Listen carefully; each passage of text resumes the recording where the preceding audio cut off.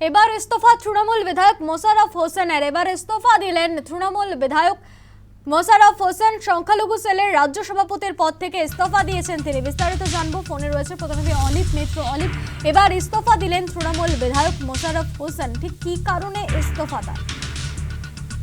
নেহা, মমতা বন্দ্যোপাধ্যায়ের তৃণমূলের কিন্তু সমস্যা বেড়েই চলেছে। মমতা এবং অভিষেকের খুব কাছের ছিলেন মোশাররফ হোসেন।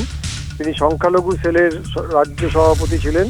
তাকে দীর্ঘদিন থেকে কিন্তু মমতা ব্যানার্জি যেভাবে স্নেহে পালন করে এসেছিলেন সেটা কিন্তু দেখার মতন ছিল।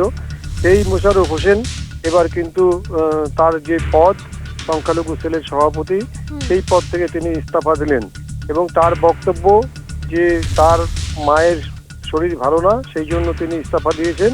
পাশাপাশি রাজ্যের যা রাজনৈতিক পরিবেশ, সেই পরিবেশে তিনি খাইয়ে উঠতে পারছেন না, সেই জন্যই তিনি তার পদত্যাগ করেছেন এবং সেটা দলনেত্রীর কাছে সেটা জানিয়ে দিয়েছেন। ধন্যবাদ অলিভ।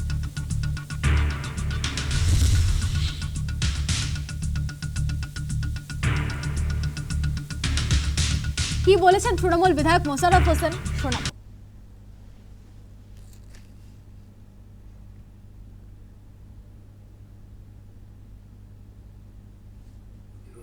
মা হজ থেকে এসেছে, মানে মাকে নিয়ে এসেছে জন্য কদিন বাড়িতে আছি আর কি। দেখছি যাবো কিনা আমি ভাবছি আর কি।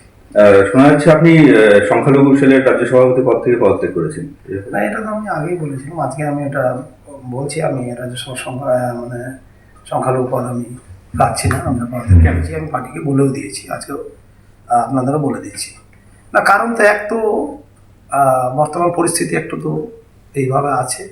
তারপরে আমার পক্ষেও অসুবিধা এই সময়, তখন অনেকগুলো সুযোগ সুবিধা ছিল পার্টি করার, ক্ষমতায় থাকে বা এখন সমস্যাগুলো হচ্ছে। এখন বর্তমান পরিস্থিতি কর্মীদের সমস্যা হচ্ছে, আমরা ঠিক দাঁড়াতে পারছি না পাশে।